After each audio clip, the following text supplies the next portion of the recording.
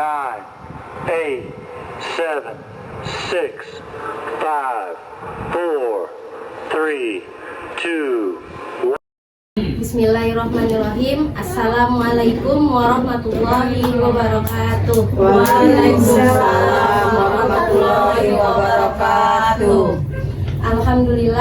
Alhamdulillahirabbil alamin.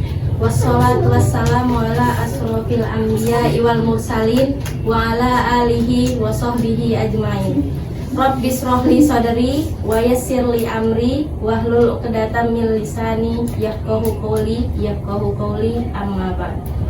Pertama-tama dan yang paling utama, marilah kita panjatkan puji dan syukur kita atas kehadirat Allah Subhanahu wa taala, di mana berkat rahmat dan karunia-Nya kita masih diberikan kesempatan, kesehatan sampai hari ini sehingga kita dapat berkumpul di pengajian ini.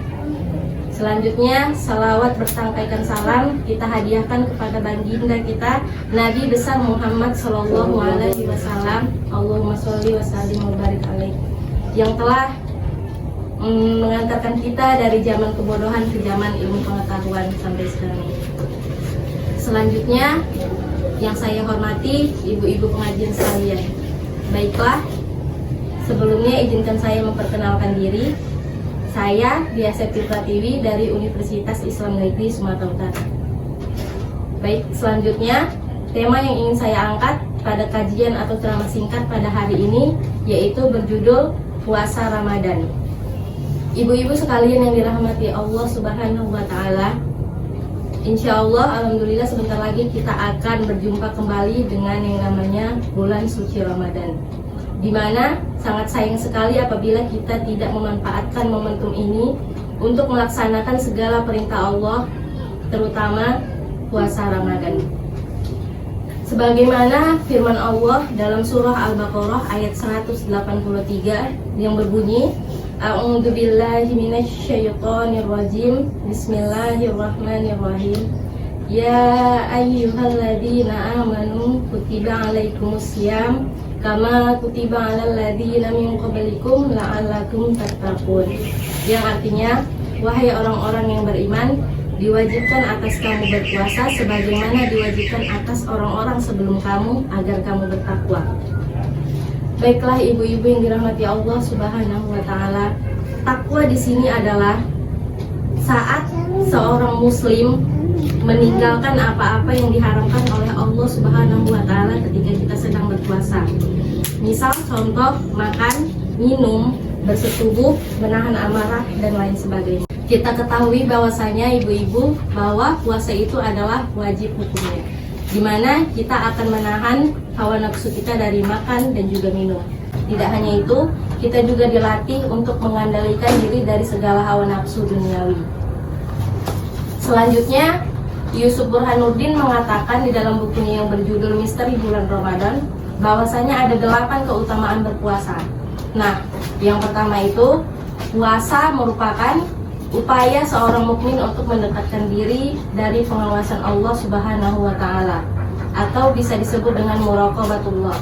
Nah, yang kedua, puasa dapat mengajarkan kita mengenai pengorbanan luhur, di mana seorang mukmin tersebut dituntut untuk meninggalkan segala perintah yang diharamkan Allah pada saat kita berpuasa, seperti makan, minum, bersetubuh dan lain sebagainya, di mana semua itu merupakan hak bagi umat manusia. Tapi karena untuk menaati perintahnya, kita harus menaati apa yang diharamkannya. Nah, yang ketiga, puasa itu dapat melembutkan hati dan emosi seseorang, di mana di saat ada seseorang yang perutnya selalu kenyang, dia itu cenderung bersifat kasar dan keras orangnya. Nah, yang keempat, selanjutnya puasa dapat menumbuhkan empati sosial. Nah, yang kelima, puasa dapat mengokohkan akal daripada nafsu. Nah, yang keenam, selanjutnya dengan berpuasa umat manusia jadi mengetahui apa kelemahannya, bahwa kita itu tidak bisa hidup tanpa makan dan juga minum. Nah, dari situ kita mengetahui bahwasanya kita tidak boleh sombong atau angkuh kepada orang lain yang lebih rendah daripada kita. Nah, yang ketujuh, juga ada puasa dapat menjernihkan hati dan pikiran manusia. Dan yang terakhir, ke-8, puasa dapat menjaga kesehatan dan stamina tubuh kita, baik itu kesehatan jasmani ataupun rohani, baik fisik maupun psikis. Jadi di sini intinya puasa juga dapat menjadi terapi kesehatan mental kita, ibu-ibu. Jadi jika kita merasa stres atau dan lain sebagainya yang mengganggu pikiran kita bisa berpuasa untuk menenangkan hati dan pikiran kita. Selanjutnya, ibu-ibu yang dirahmati Allah Subhanahu wa Ta'ala, sering banyak pertanyaan muncul, bagaimana kalau misalnya kita sedang bepergian, bagaimana kalau kita sedang haid, atau bagaimana kalau kita sedang sakit. Kita ketahui bahwasanya di sini Islam adalah agama yang memudahkan segalanya untuk menuntun kita menuju jalannya Allah Subhanahu wa Ta'ala. Jadi jika kita sakit, haid, atau sedang bepergian yang memberatkan kita lah pokoknya, kita itu bisa mengganti puasa kita di lain hari sebanyak yang kita tinggalkan setelah puasa Ramadan itu telah usai. Selanjutnya dari radhiyallahu anhu, Nabi Muhammad SAW bersabda, Bismillahirrahmanirrahim, salah satu la turaddu da'watuhu musaimu hatta yuftira wal imamul adilu wa da'watul mazlum. Yang artinya ada 3 orang yang doanya tidak tertolak. Nah, yang pertama, doa orang yang berpuasa sampai ia berbuka. Yang kedua, doa pemimpin yang adil. Dan yang ketiga, doa orang yang dizolimi. Nah, dari sini Imam Nawawi menafsirkan bahwasanya disunahkan bagi orang yang berpuasa untuk berdoa ketika dia berpuasa. Doanya itu bisa mengenai dalam urusan hal agama, dalam urusan dunia atau akhirat, doa mengenai hal yang sedang ia sukai, atau doa mengenai untuk kebaikan kaum muslimin. Ibu-ibu yang dirahmati Allah Subhanahu wa Ta'ala, bahwasanya bulan suci Ramadan ini bisa disebut juga dengan Syahrul Mubarak, di mana dalam hadis Nabi Muhammad SAW yang artinya sungguh telah datang bagimu bulan yang penuh berkah. Pada bulan ini diwajibkan kepadamu untuk berpuasa. Hadis riwayat Ahmad, An-Nasai, dan Al-Baihaqi.